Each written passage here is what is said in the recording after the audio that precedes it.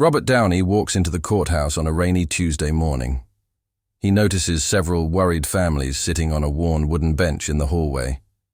They look tired, scared, and out of place among the busy lawyers rushing past them. 3 children cling to their mother while an elderly couple holds hands tightly. Robert, dressed in a simple blue suit, stops and sits down beside them.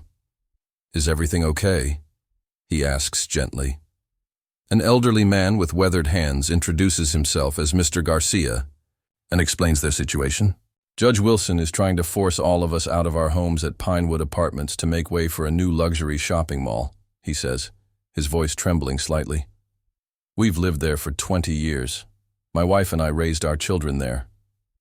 Mr. Garcia reveals that through neighborhood research, they discovered Judge Wilson secretly owns part of the company building the mall, but nobody in the court system knows this.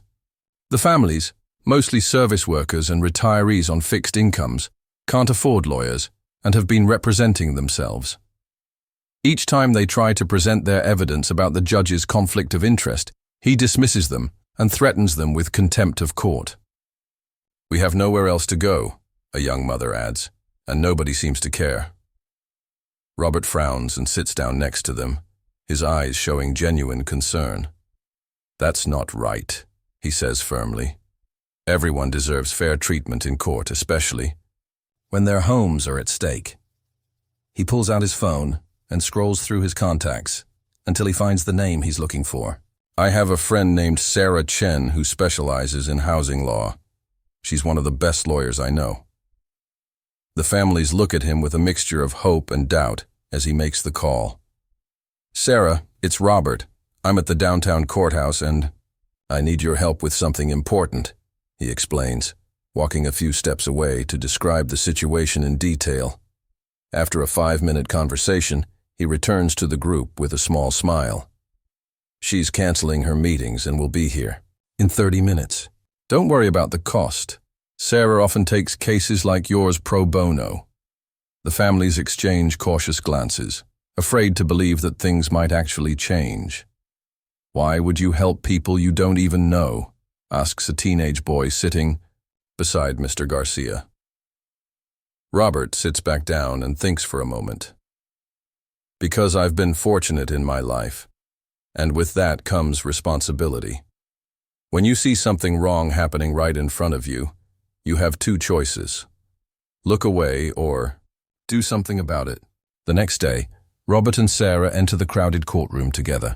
Sarah carries a professional leather briefcase filled with documents and research she worked on all night. The families sit nervously in the front row, dressed in their best, clothes which still look modest compared to the expensive suits worn by the development company's legal team. Judge Wilson, a stern man in his 60s with steel-gray hair and thin glasses, looks surprised and irritated to see new faces accompanying the families he had been dismissing for weeks. He shuffles some papers on his bench, clearly uncomfortable. When the case of Westside Development versus Pinewood Residence is called, Sarah stands up confidently and introduces herself. "Sarah Chen, Your Honor, representing the residents of Pinewood Apartments." Her voice is clear and strong in the suddenly quiet courtroom. Judge Wilson narrows his eyes. "I don't recall approving new counsel for this case, Ms. Chen." Sarah smiles politely. "The defendants have the right to secure representation at any point, Your Honor. I have here a formal notice of appearance filed this morning." She approaches and hands the document to the clerk. Then she removes a thick folder from her briefcase. "I also have documents showing that Your Honor has a significant conflict of interest in this case that legally requires recusal." The courtroom buzzes with whispers and murmurs as people lean forward in their seats. "Your Honor," Sarah says confidently as she places exhibits on the evidence table, "these documents show you own a 15% stake in Westside Investments LLC, which is the parent company of Westside Development.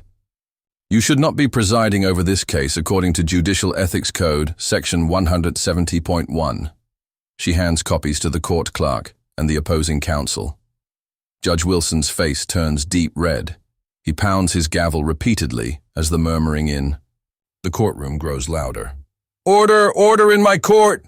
he shouts. He glares at Sarah, These allegations are completely inappropriate and unfounded. I'm holding you in contempt." Before he can finish, Robert stands up from his seat. The room falls silent as people recognize him. Even Judge Wilson pauses mid-sentence. "Your Honor," Robert says calmly but with clear authority, "I personally witnessed these families being dismissed and intimidated when they tried to present this very evidence last week. I was here researching for a role and saw everything." He takes a step forward.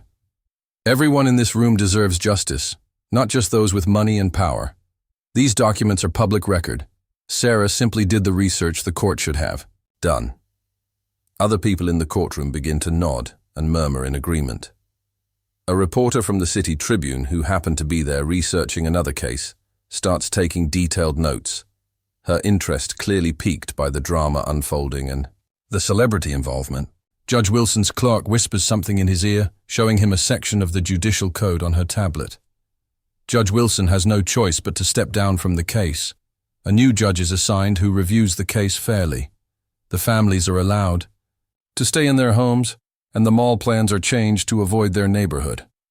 As everyone leaves the courthouse, they thank Robert and Sarah for standing up for them. "Sometimes all people need is someone to speak up," Robert tells them, with a smile. "Nobody should feel powerless in a place meant for justice."